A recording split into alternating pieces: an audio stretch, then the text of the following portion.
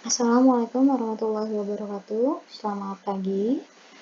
Kita kembali pada pertemuan ke-5 sampai dengan 6 tentang aljabar vektor. Yang akan kita bahas adalah tentang ruang vektor. Jadi kompetensi yang diharapkan adalah mahasiswa mampu memahami ruang vektor dalam membangun linear dan bebas linear. Oke, sebelumnya pada ruang vektor pertemuan ke-5 kemarin, di sini saya memiliki pembahasan tentang ruang N Euclides. Nah, di ruang N Euclides ini vektor itu kita berada di R2 dan di R3. Nah, tetapi secara umum kita bisa mendapatkan permasalahan yang lebih kompleks sehingga vektor-vektor ini akan dikembangkan berada di ruang dimensi 4, 5, atau dan seterusnya. Jadi secara umum yang kita bahas di sini merupakan vektor-vektor di ruang N. Gitu ya. Jadi kalau misalkan secara geometris memang vektor-vektor di ruang R4 dan seterusnya belum bisa digambarkan. Tetapi dasarnya digunakan seperti operasi-operasi vektor masih sama seperti operasi pada vektor di ruang R2 dan di R3. Jadi nanti pada saat kita misalkan ruang vektor yang masih di R2 itu masih lebih mudah dibandingkan dengan di ruang-ruang yang berdimensi 4, 5, dan seterusnya. Nah, di sini ada operasi standar atau baku pada vektor Euclides. Contohnya misalkan di sini ada diketahui kita punya vektor U dan vektor V itu merupakan vektor-vektor di ruang N Euclides. Dengan vektor U-nya itu kita miliki ada U1, U2 sampai dengan UN. Dan ada vektor V, di sini ada V1, V2 sampai dengan Vn. Nah, ketika dijumlahkan vektor U dan vektor V ini, maka kita akan menghasilkan vektor U ditambah vektor V, vektor U2 ditambah vektor V2, dan sampai dengan seterusnya vektor dari UN ditambah dengan Fn. Bagaimana kalau perkalian titiknya? Kalau perkalian titik yang ada di dalam vektor, jadi ini salah simbol, jadi ini dikalikan dot ya, dot atau perkalian. Jadi vektor U dot vektor V itu sama saja dengan U1 dot V1 ditambah dengan U2 dot V2 ditambah dengan sampai dengan UN dot Fn. Nah, bagaimana kalau perkalian vektor dengan skalar? Kalau skalar itu merupakan bilangan real yang lainnya yang dikalikan dengan suatu vektor. Jadi misalkan ada K skalar, kita sebut skalar dengan K, berarti K skalar dikalikan vektor U, berarti sama dengan K dikalikan dengan U1, K dikalikan dengan U2, sampai dengan K dikalikan dengan UN. Nah, di sini ada panjang vektor. Panjang vektor ini kita simbolkan dengan vektor U, ada garis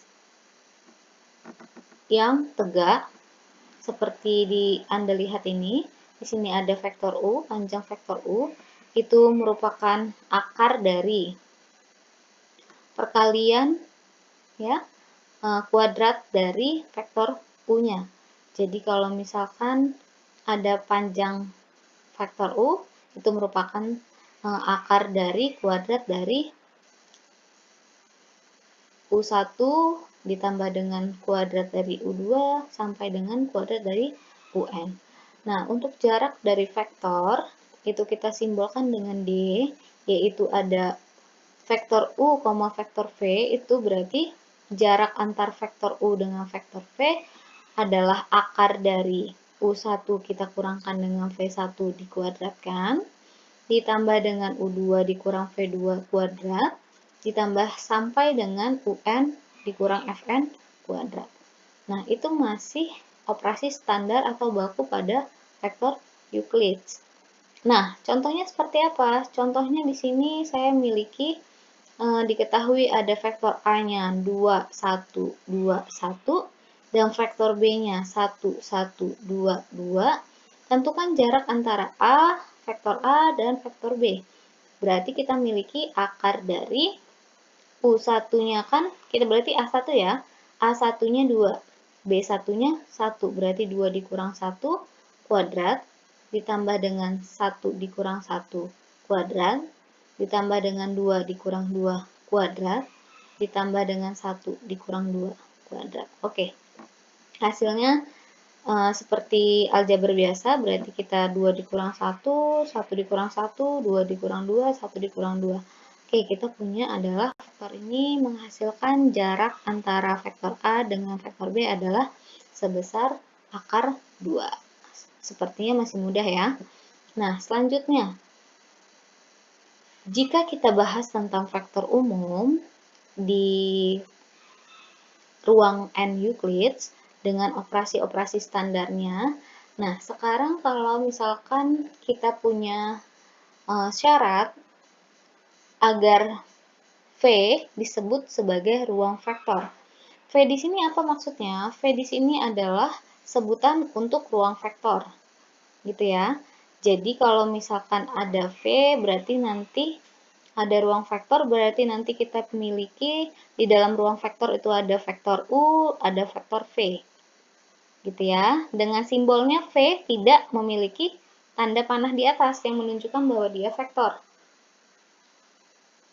Jadi misalkan syarat yang pertama, untuk setiap vektor U, vektor V, anggota dari V, V-nya adalah ruang vektor, maka vektor U ditambah dengan vektor V juga anggota dari ruang vektor V. Nah, yang kedua, untuk setiap vektor U, vektor V anggota dari ruang vektor V, maka perkaliannya, penjumlahannya vektor U ditambah vektor V itu sama dengan vektor V ditambah vektor U. Berlaku hukum asosiatif. Gitu ya. Nah, terus yang ketiga, untuk setiap vektor U, vektor V di vektor W, anggota dari ruang vektor V, maka kita punya vektor U ditambah vektor V dalam kurung, itu ketika kita tambahkan dengan adanya vektor W, maka dia akan sama seperti vektor U, itu ditambahkan dengan dalam kurung vektor V ditambah vektor W. Yang nomor 4, kita punya untuk setiap, di sini ada terdapat 0 anggota dari vektor V, sehingga untuk setiap vektor U-nya itu juga anggota dari vektor subruang vektor V. Maka ketika elemen 0 ini ditambahkan dengan suatu vektor, itu akan menghasilkan vektor itu sendiri. Jadi 0 ditambah vektor U itu sama dengan vektor U.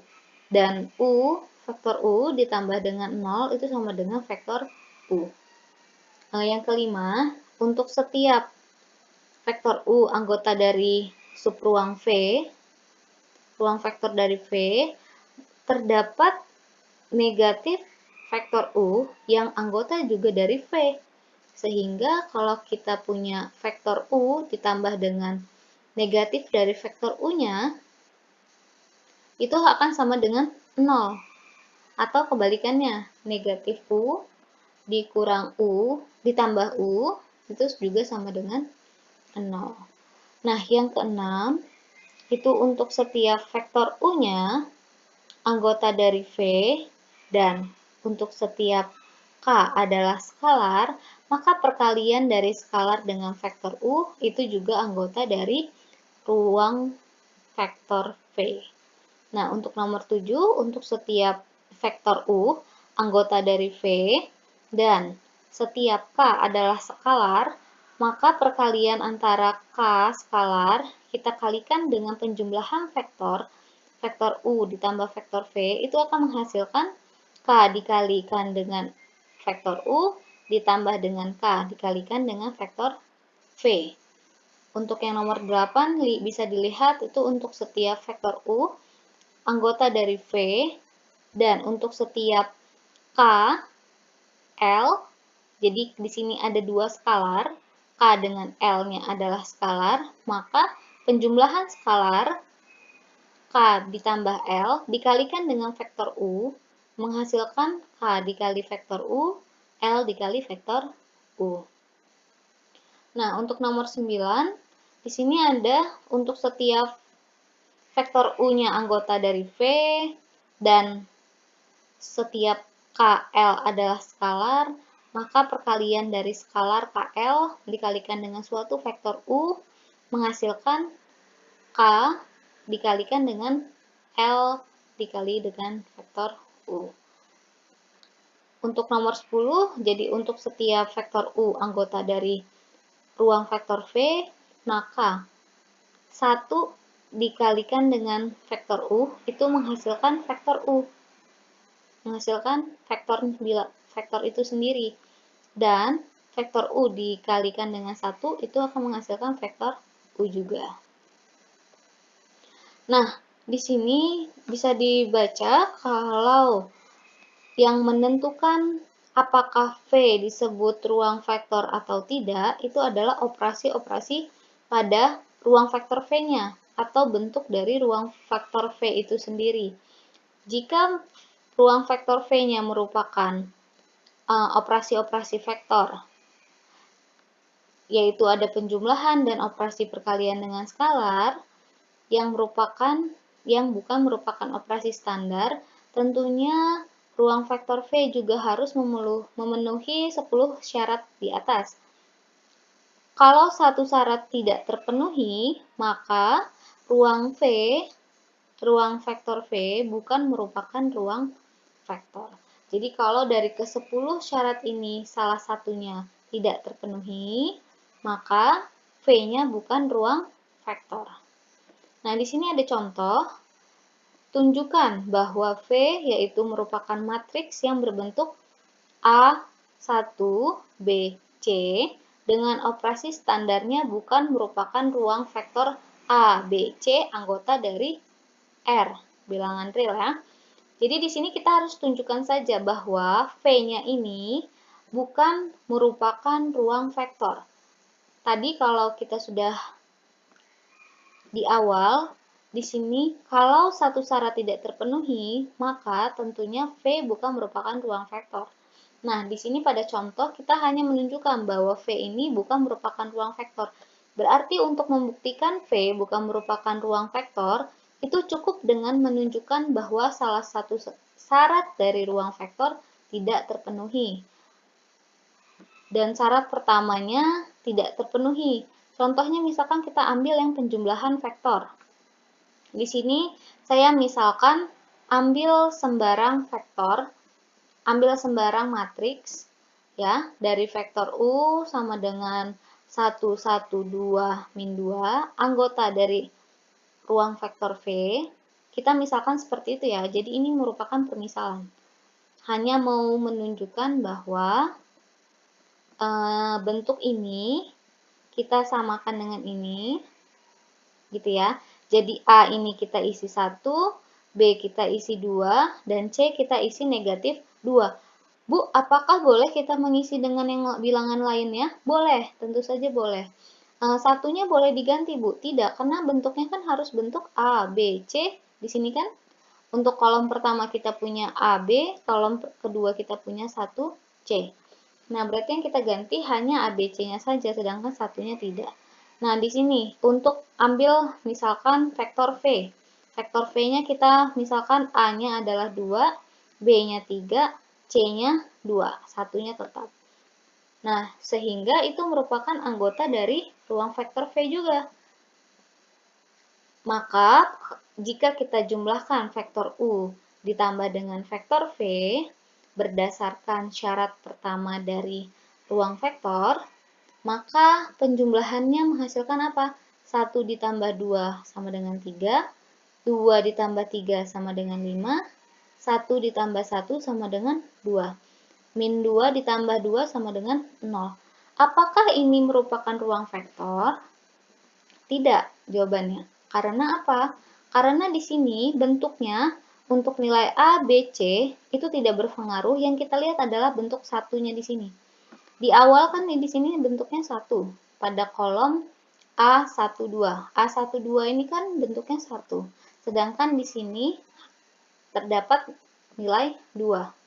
Sehingga dari awal penjumlahan ini tidak menghasilkan suatu bentuk dari A, B, 1, C, melainkan 3, 5, 2, 0. Sehingga 2 itu tidak sama dengan 1. Otomatis 3, 5, 2, 0 itu tidak merupakan, bukan merupakan ruang vektor. Sehingga V-nya, jadi kesimpulannya adalah sehingga V bukan merupakan ruang vektor. Sangat mudah untuk dipahami. Bu, kalau kita mau coba pakai yang syarat kedua atau syarat ketiga, apakah bisa? Ya, bisa. Coba Anda coba. Nanti ketika vektor W-nya Anda masukkan lagi berupa matriks 2 kali 2 yang berbentuk A, B, 1C, itu akan menghasilkan bentuknya seperti apa? Apakah nanti dia sama hasilnya dengan vektor V? Kalau tidak, berarti dia bukan ruang vektor V. Seperti itu. Nah, kalau sudah jelas, sekarang kita masuk pada subruang vektor. Di sini subruang vektor diketahui V ruang vektor dan U itu subhimpunan dari V. Gitu ya. Jadi ada V dan U itu subhimpunannya dari V. Kemudian U dikatakan subruang dari V jika memenuhi dua syarat berikut. Jadi syarat dari ruang vektor, subruang vektor itu jika penjumlahan pada vektor itu ada dan perkalian skalar pada vektor itu juga ada. Tetapi jika penjumlahan pada vektor dan skalar pada vektor tidak ada, maka dia merupakan bukan subruang vektor. Nah, sekarang lihat untuk syaratnya. Yang pertama, untuk setiap vektor U, vektor V anggota dari U, maka vektor U-nya ditambah dengan vektor V itu juga anggota dari U. Yang kedua, untuk setiap vektor U anggota dari U, dan untuk setiap K adalah skalar, maka perkalian skalar K dikali vektor U itu anggota dari V. Gitu ya. Nah, contohnya misalkan saya punya ada suatu V, ruang V, itu merupakan ruang di R3, U-nya ada A, B, C, di mana B-nya sama dengan A plus C, dan A, B, C-nya anggota bilangan real. Tunjukkan bahwa U itu subruang dari V. Nah, sekarang untuk menunjukkan bahwa U subruang, kita yang pertama definisikan dulu bahwa setiap anggota U, V, itu anggota dari U. Maka penjumlahan vektor U dan ditambah dengan vektor V itu juga harus merupakan anggota dari U, gitu ya. Kita misalkan, ambil sembarang vektor U, vektor V yang anggota dari U. Akan kita buktikan bahwa vektor U-nya ditambah dengan vektor V itu anggota dari U. Misal, saya miliki vektor U-nya ada A1, B1, C1. Gitu ya. Dengan B1-nya sama dengan A1 ditambah dengan C1. Bu, ini dari mana? Gitu kan. Ini dari syarat yang diketahui di soal. Nah, terus kalau saya punya lagi vektor V, berarti saya memiliki A2, B2, C2. Dengan B2-nya A2 ditambah C2. Bu, dari mana B2-nya? Ini berdasarkan dari yang diketahui dari soal. Gitu ya. Sehingga penjumlahan dari vektor U dan vektor V itu adalah A1 ditambah dengan A2 ditambah dengan koma ya. B1 ditambah dengan B2 ditambah dengan C1 tambah dengan C2 sehingga kita punya kalau ada B1 ditambah B2, kita punya A1 tambah C1 ditambah A2 tambah C2. Nah, sekarang kita kumpulkan yang sejenis. Jadi B1 ditambah B2 itu adalah A1 ditambah A2 ditambah dengan C1 ditambah C2.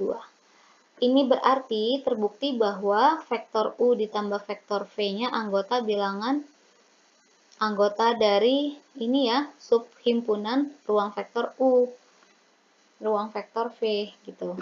Nah, sekarang kita ambil sembarang lagi.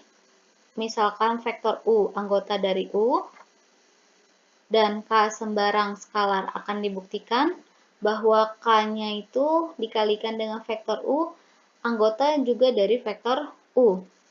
Misalkan vektor U-nya itu A1, B1, C1 dengan B1-nya sama dengan A1 ditambah C1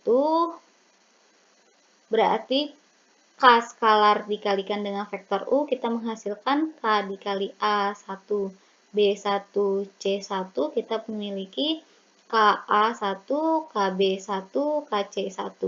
Dengan KB1-nya K dikali vektor, ini ya, K dikali dengan A1 tambah C1, KB1-nya kita kalikan ke dalam. KA1 ditambah dengan KC1 gitu ya. Nah, berarti ini terbukti bahwa K skalar kali vektor U itu anggota dari U gitu ya.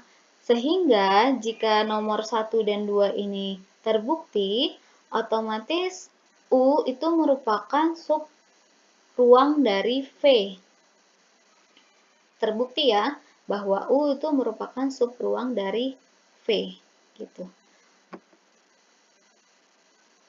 Nah, selanjutnya di sini saya punya ada kombinasi linier.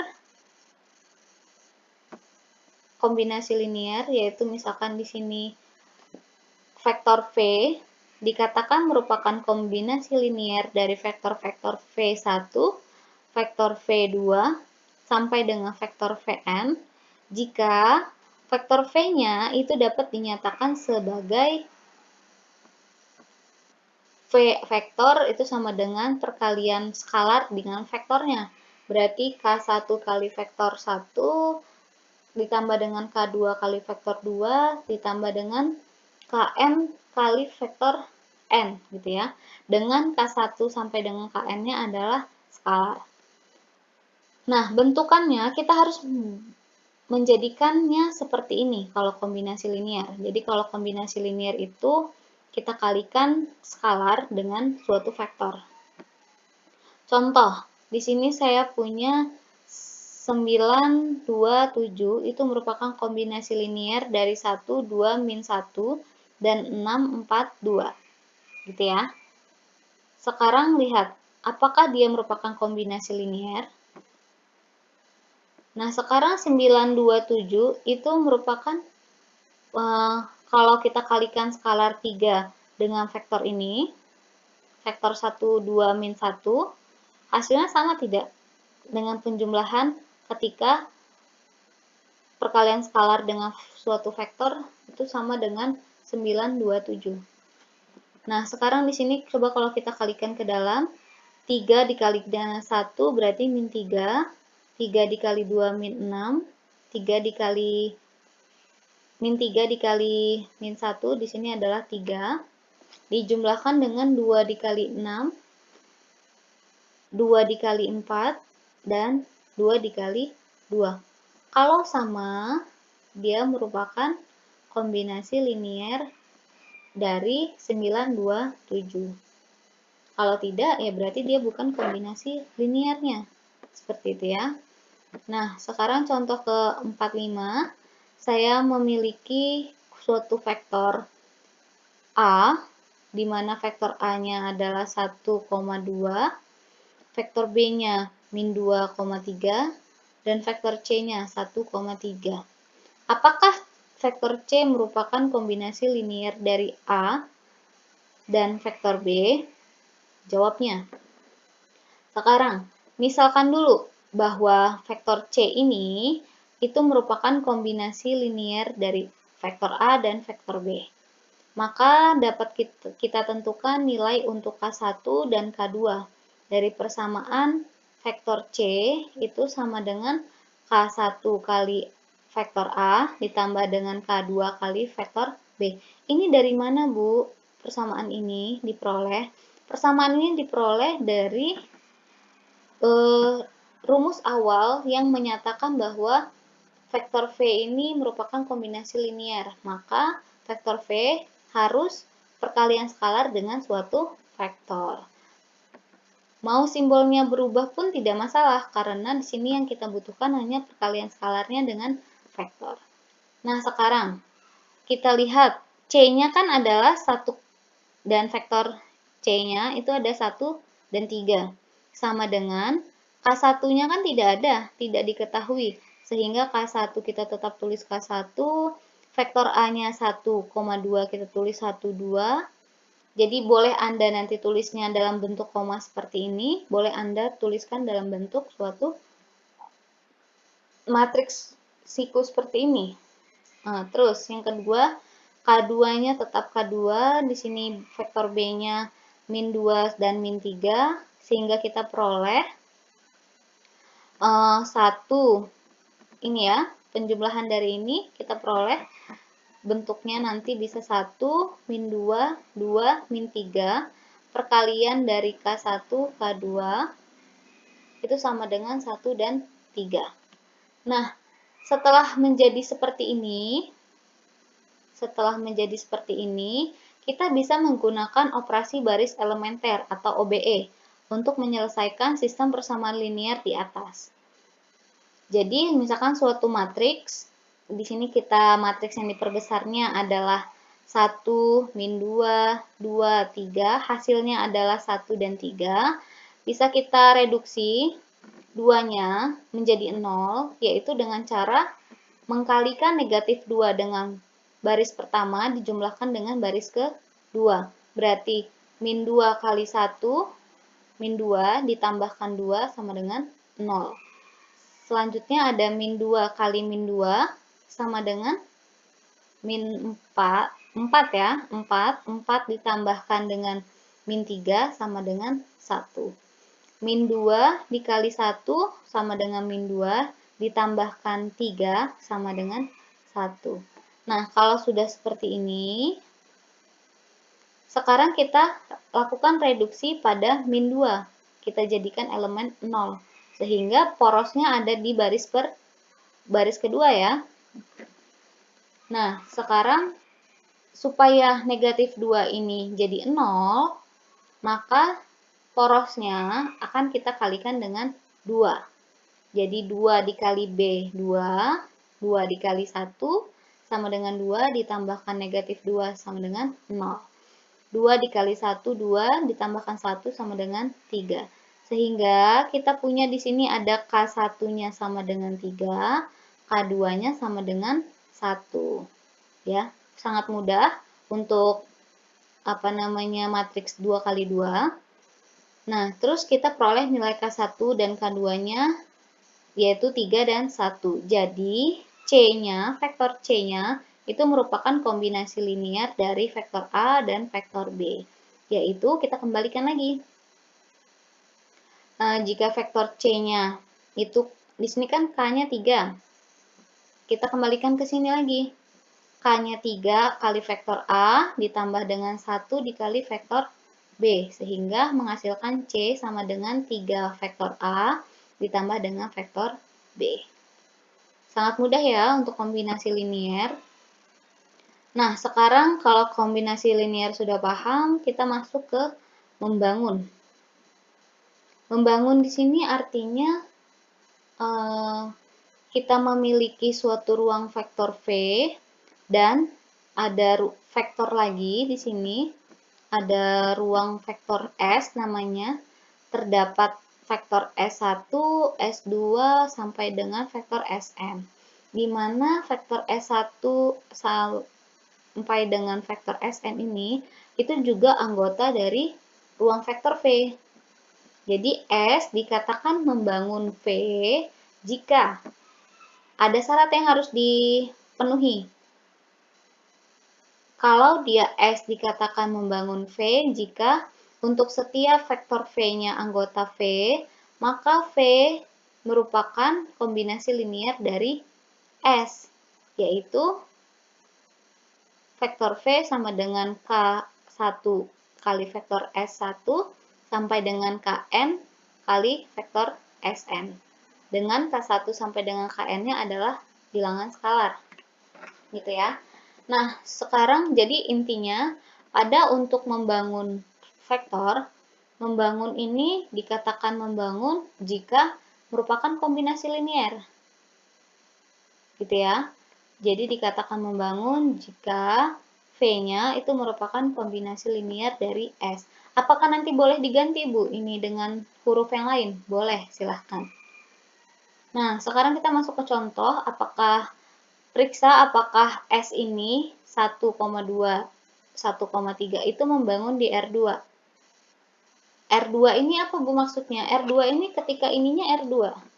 Ada 1, 2, dia R2. Kalau ada satu bilangan lagi di belakangnya, berarti dia membangun di R3. Gitu ya.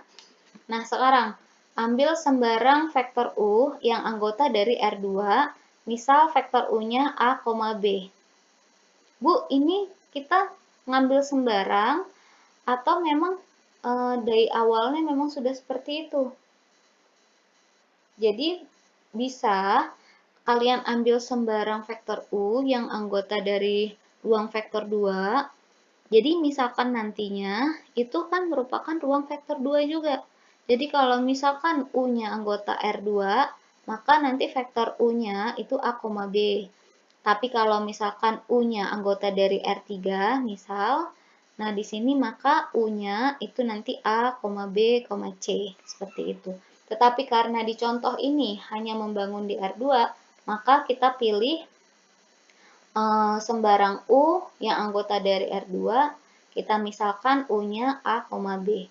Maka A, B sama dengan K1, ya.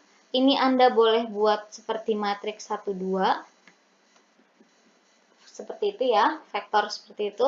Atau ditulis seperti ini juga boleh. Jadi K1, 1,2 ditambah dengan K2, 1,3. Maka K1 nanti kalikan 1. K1 dikalikan 2, sehingga 2K1. K2 kali 1, K2. K2 kali 3, 3K2. Nah, kita kumpulkan yang K1 ditambah dengan K2, yang 2K1 ditambah dengan 3K2. Seperti itu ya. Sekarang kita masukkan kalau misalnya ada vektor A, di sini A, itu sama dengan K1 ditambah K2. Jadi ini kita misalkan dengan A, yang ini kita misalkan dengan B. A-nya K1 ditambah K2, sehingga kita peroleh K1 sama dengan A dikurang K2. Yang B itu 2K1 ditambah 3K2, sehingga kita substitusikan nilai A tadi ke dalam K1. Sehingga 2 dikalikan dengan A dikurang K2, ditambah dengan 3K2, itu kita menghasilkan B sama dengan 2A ditambah dengan 2K2 ditambah 3K2. Sehingga kita peroleh B-nya sama dengan 2A ditambah dengan K1. Sehingga K2-nya sama dengan B dikurang 2A. Gitu ya. Sudah kita peroleh K1, ini K2-nya sudah ada. Nah, sekarang dari persamaan K1, di situ kan sudah ada K2. Kita substitusikan nilai K2. B sama B min 2A. Jadi kita peroleh A dikurang B min 2A sama dengan 3 dikurang B plus 2A. Jadi A ditambah 2A sama dengan 3A dikurang B. Gitu ya.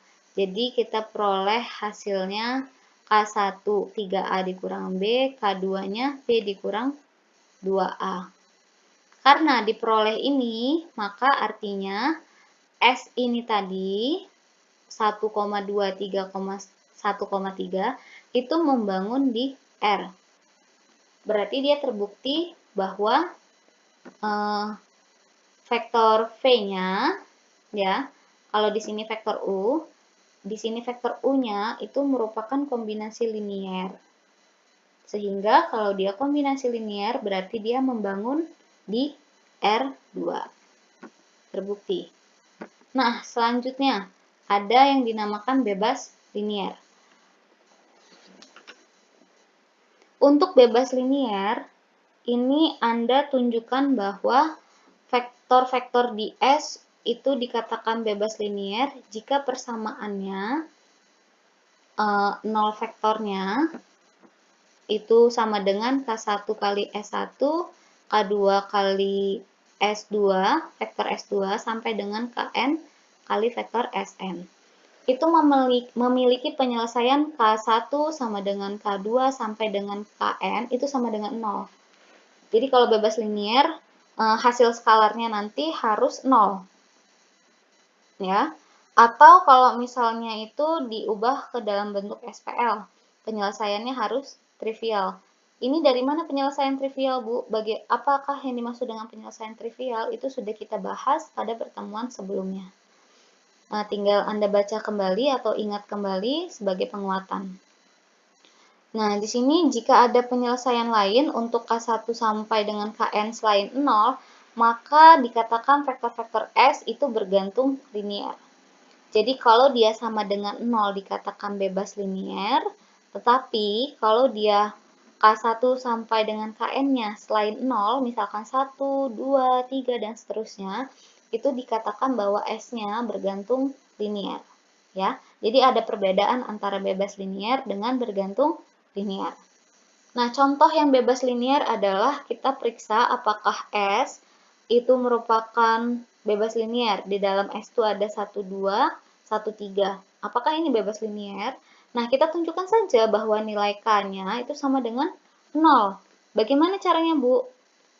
Nah, kita kembalikan seperti ini bentuknya. Berarti kalau ada vektor O, vektor O, berarti K1 1,2 ditambah dengan K2 1,3, berarti K1 kali 1-nya K1, K1 kali 2, 2K1 ditambah dengan K1 kali 1, K2 ya, K2 kali 3, 3K2, kita kumpulkan K1 dengan K2, berarti K1 ditambah K2, 2K1 ditambah 3K2.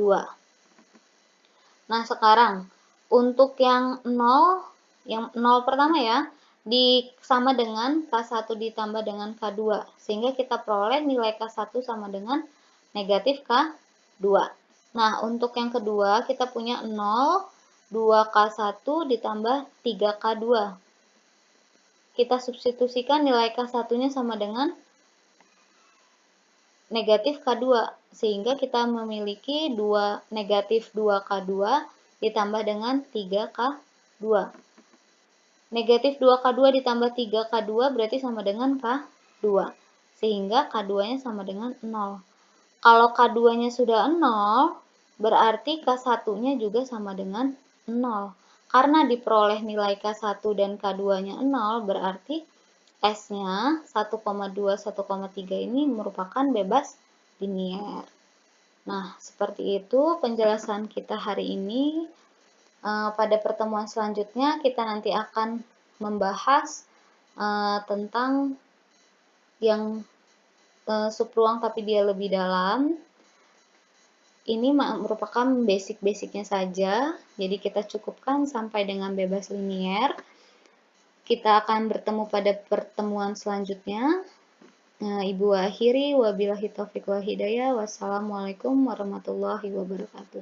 Jika ada pertanyaan, nanti bisa kita diskusikan melalui grup WA, atau nanti kalau ada tugas akan Ibu share pada Google Classroom.